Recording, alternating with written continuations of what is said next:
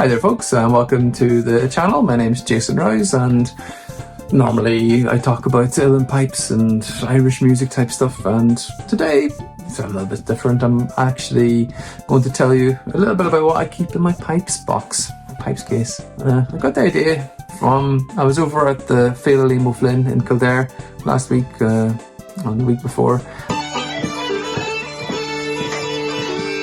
and we had this big piper's chair session, which was class, and I got to hear all different types of people playing pipes and different tunes and sets and everything. I absolutely loved it. But the thing that got me interested in it is the kind of stuff that people keep in their pipes case that aren't pipe related.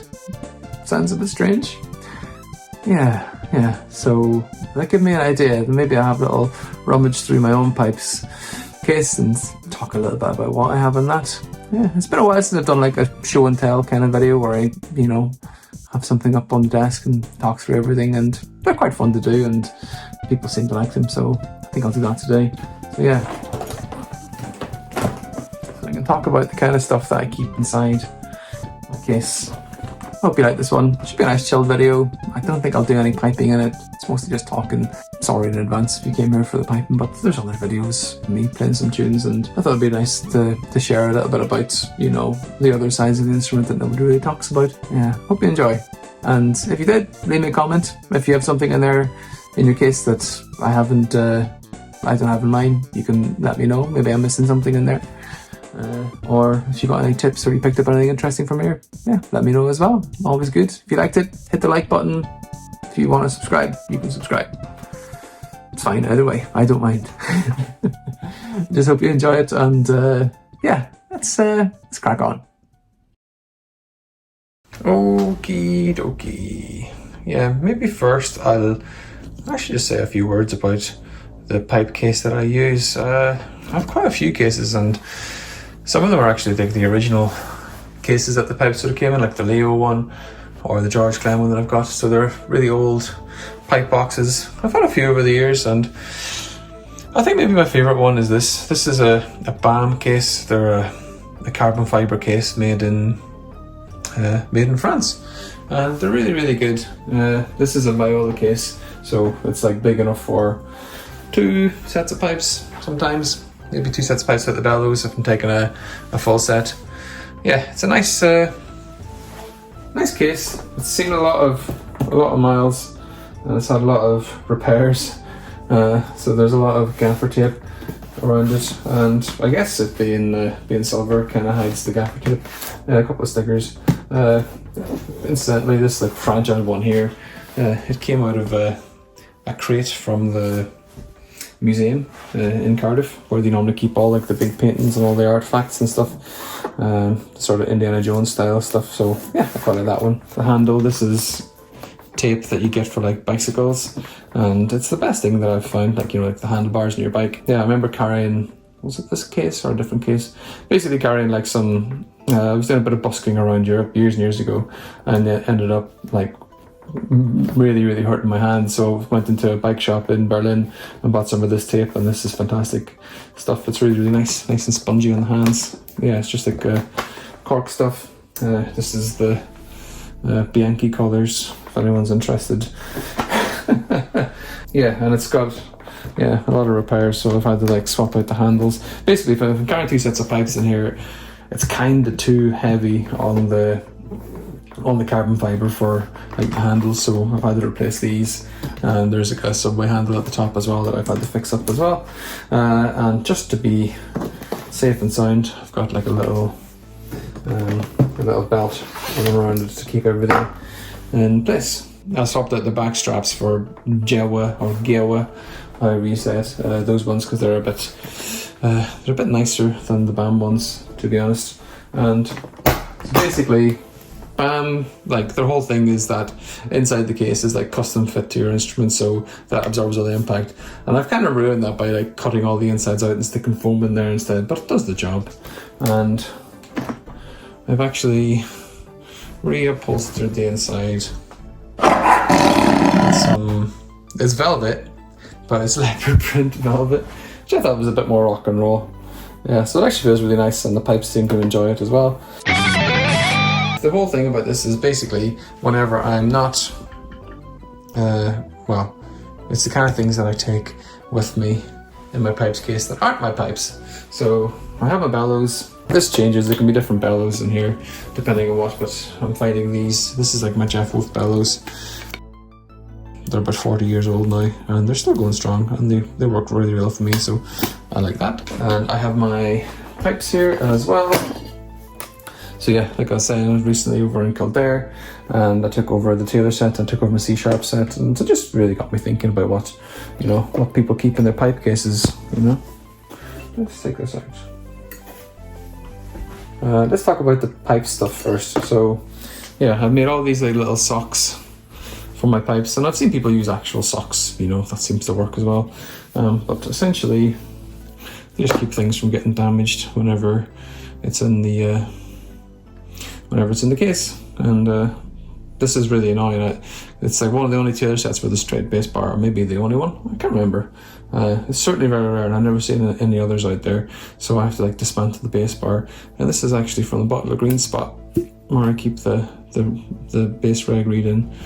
And I thought I'd lost it recently, and I was kind of annoyed that I had to, you know, maybe buy another bottle of green spot. But actually, it was in the case. It was hiding. So that's a sock. I have a sock for the bass drone as well, and these are just, I made these out of an old pair of corduroy trousers. I'm probably wearing them in a video a couple of years ago. Maybe if you keep your eyes peeled, you might see me wearing those. Yeah, just keeps them nice and tidy. There's one here as well. That's, oh yeah, they're very quickly made, you know, and they're sort of falling apart, but they just keep it nice and tidy, you know. And this is going to be for another video, I think, sometime. And that's as far as it goes with my socks. Yeah, if you don't have a pair of old corduroy trousers to drip and tear, just grab an old sock from your drawer and just wrap your gubbins in that.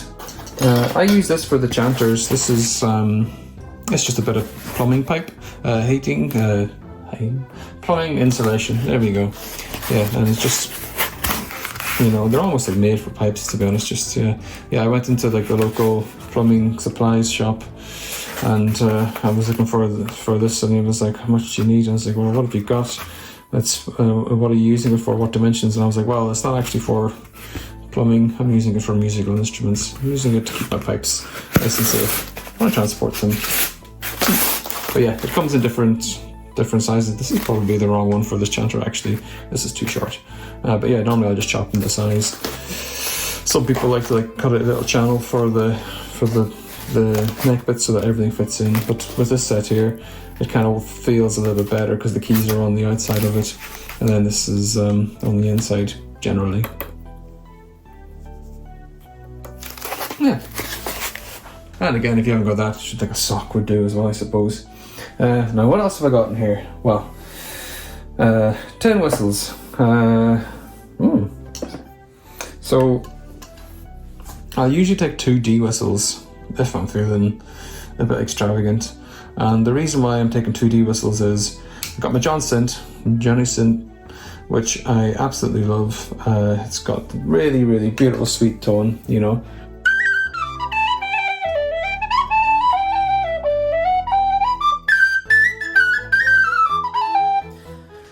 Which, yeah, absolutely beautiful. It's not very loud, so if I'm playing in a session and I want to be heard, I'll take a generation, because the generations are quite feisty as well.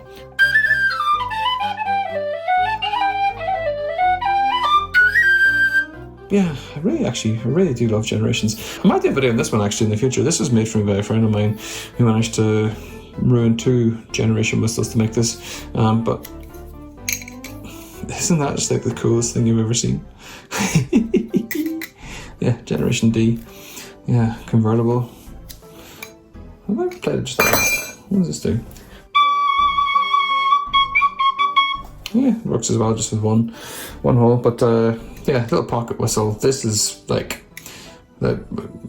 I had this going over to Willie Clancy this year, and just being able to like squeeze my like head into a session somewhere and just have this in my pocket, just like pull it out and get a quick couple of tunes and then move on to the next place. absolute lifesaver. And sometimes I like to have like a couple other whistles. This is just a C generation whistle, one of the older ones that I really like. It's seen better days, but it actually sounds fantastic and plays really, really well. This is maybe for like a local session in Cardiff where we have like sometimes we've got singers who sing in different keys and it's kind of handy. I actually have, give me 1 second, I'll see if I can find this. I've got like a little case for all my whistles that I sometimes take. Yeah, here we go. This is Pine Grove. It's like a little tin whistle case. You can fit 4 or 5 whistles in there. So if I'm just taking my whistles with me, this is a really nice way to do it. Yeah, there we are. Yeah, why not? There we go. That's a nice little thing as well. Plop, plop. And then you tie them up, and then yeah, you got your whistles nice and handy with you to take. Yeah, fits up to a B flat usually. So that's kind of handy. Now, what else to keep in here?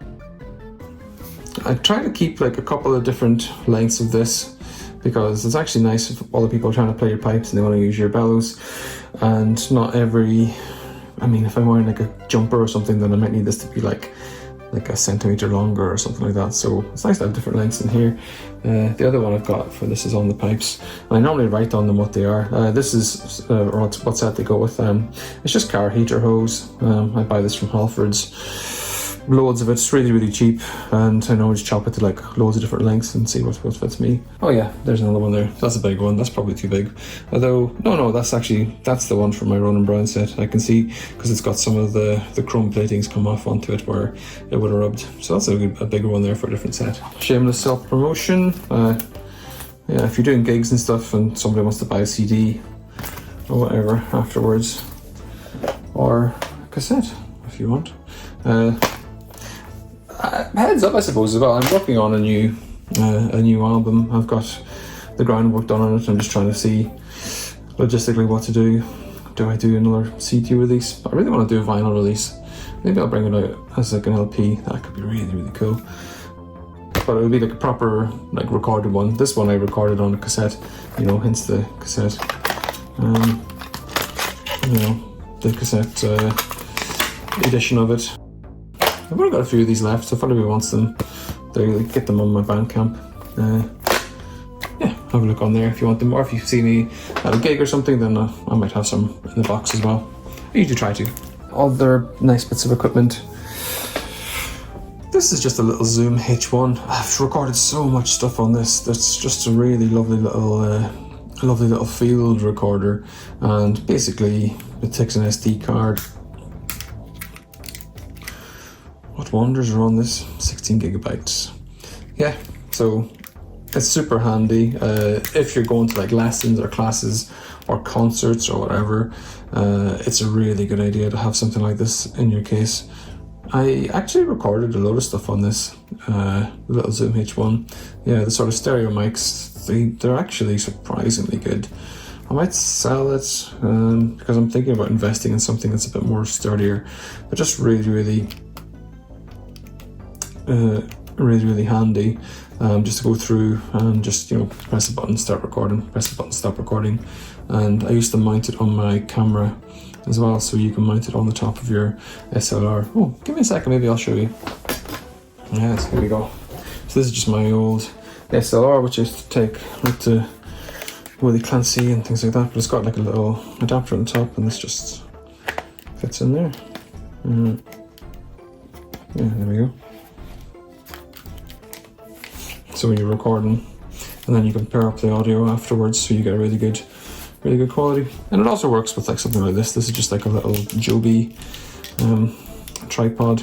So yeah, what you can do is you can stick it on the stage or in the middle of a session and record all the audio that you need. Yeah, there we go. Whee!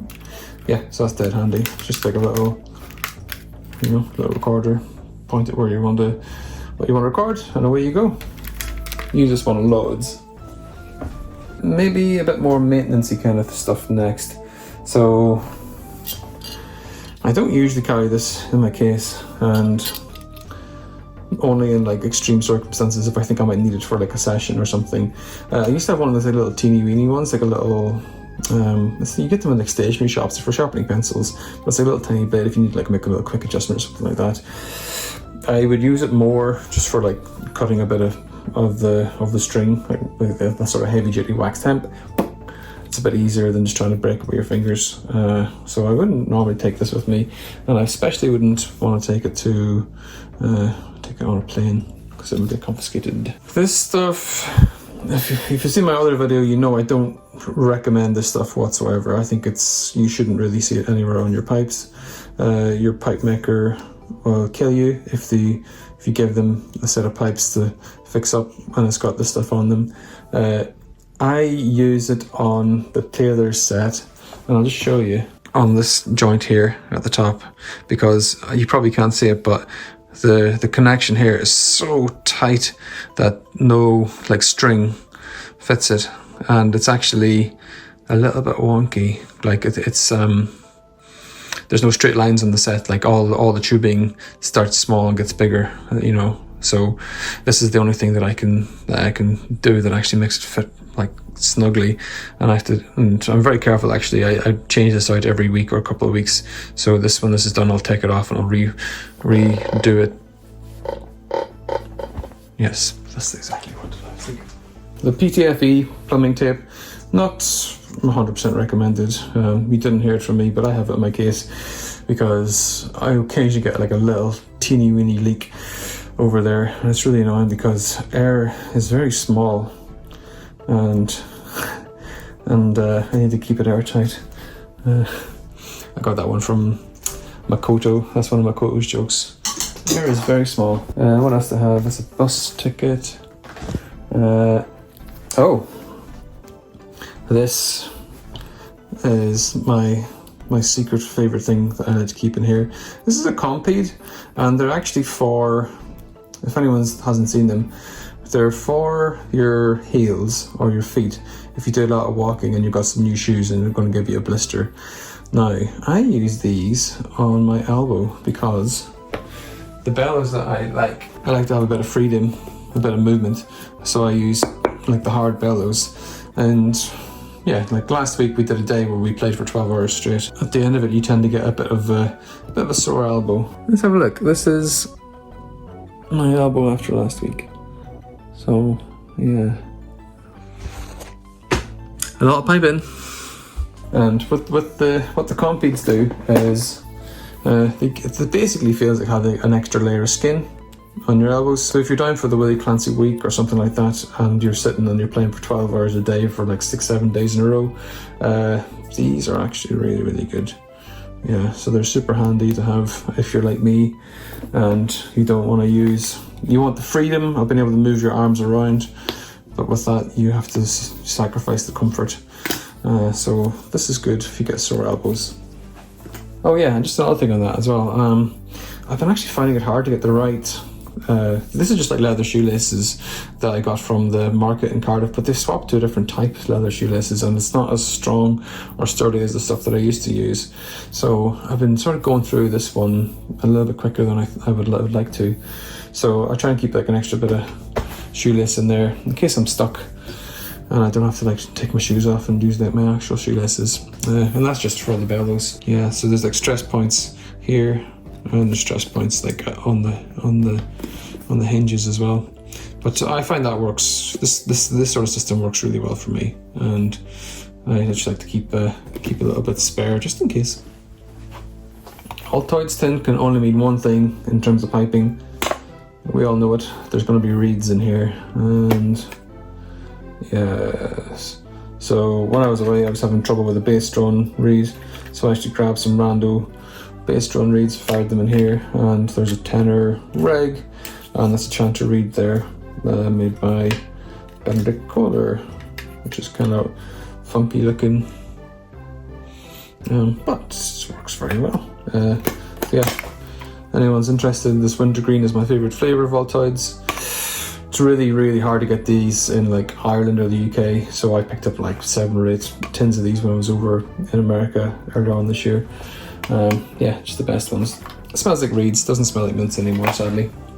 Oh, and just as an aside, you can also make a Altoid wintergreen mint julep with these as well. That's a little secret cocktail from Jason.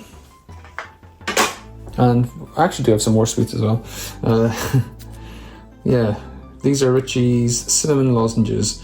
I really prefer the mints. So the Richies, they do mints as well, after dinner mints, which are just out of this world incredible. These are okay, they're not as good, but they're proper sweets. Yeah, I picked up a load of these when I was over in Kildare, because again, one of the things I can't really get in Cardiff, so I tried to keep a load of them. And now we're getting to the bare bones of it, I suppose. A tuner. Now, I put this up on a photograph a little while ago actually, but maybe I'll show it here because it's something that I've just kind of decided that might be a nice idea.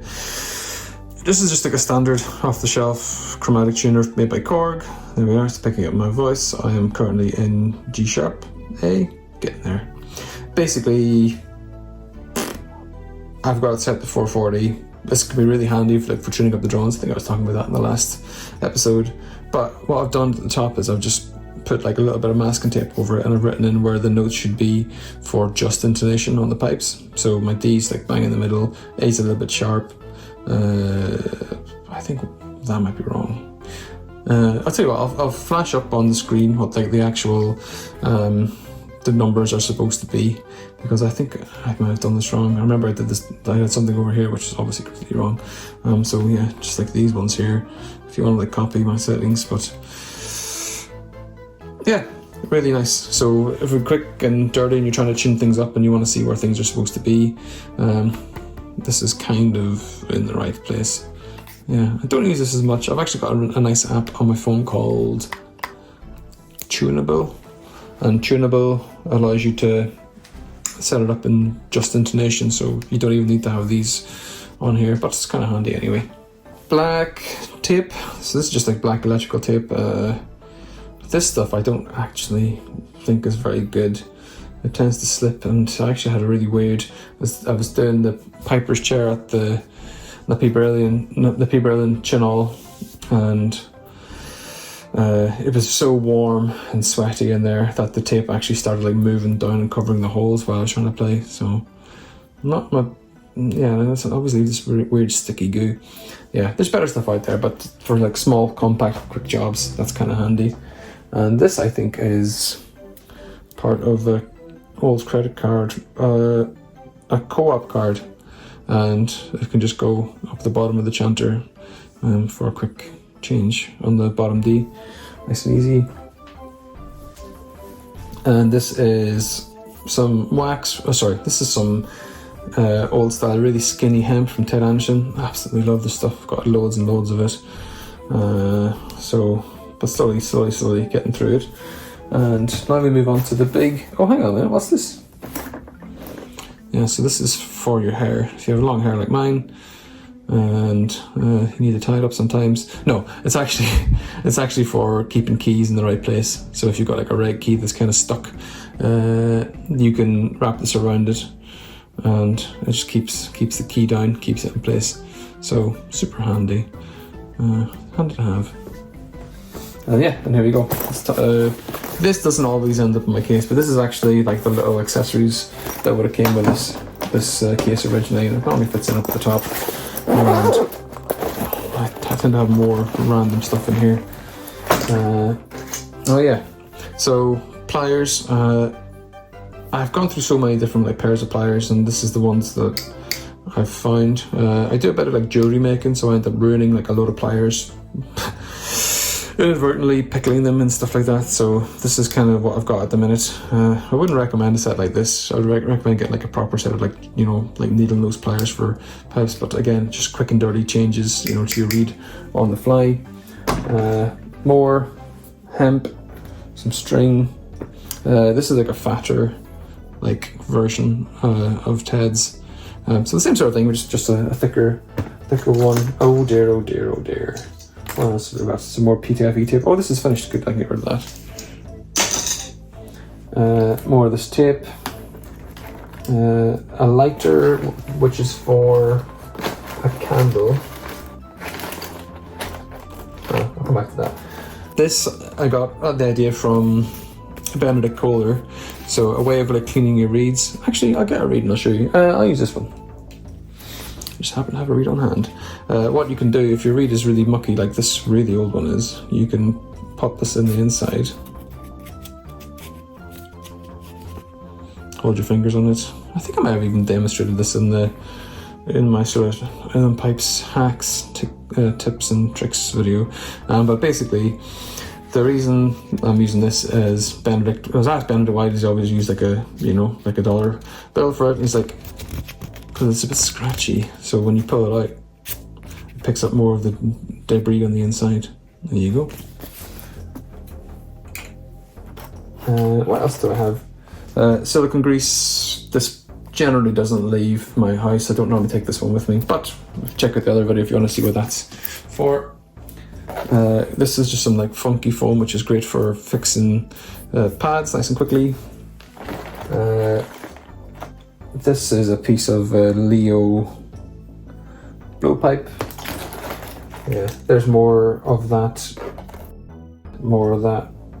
leather shoelace, little bits of a bridle. So if I need to make a quick bridle, I can chop that nice and easy. Some Vaseline. Always good to have for your pipes. Oh yeah, I got this stuff recently. This is from the Brimble and this is pre-waxed hemp. It's really handy just for like the very, very early like starts of a joint. You know, just pop it at the very, very start, roll it around, and then I'll switch to the non-sticky stuff afterwards. So this is actually not too bad. Not massively thrilled, but it's okay. Oh yeah, here's some of Ted's wax. So this is like wax that Ted made, and it's quite brittle, but if you heat it up in your hand or put it in your pocket, after like 5 minutes or so, it's actually really useful for waxing up your joints. More metal, bridles, more string.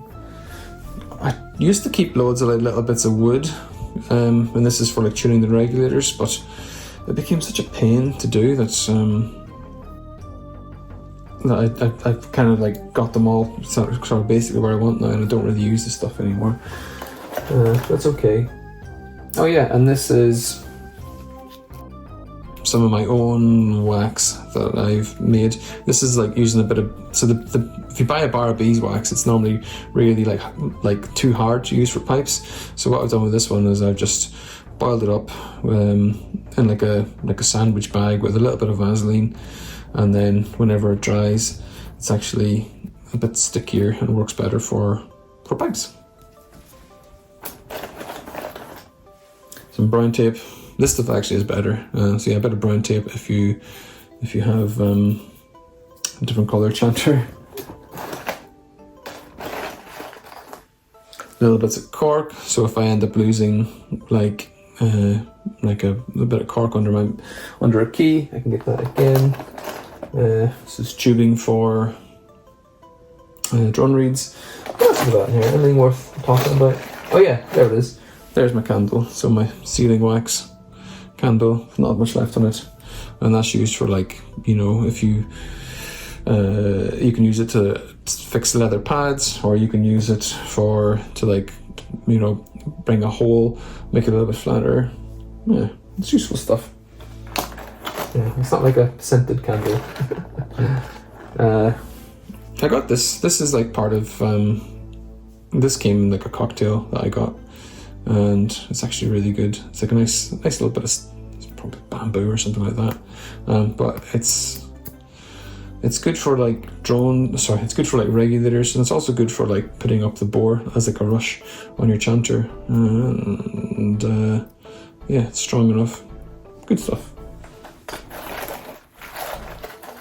Anything else? Yeah, just pen for signing autographs.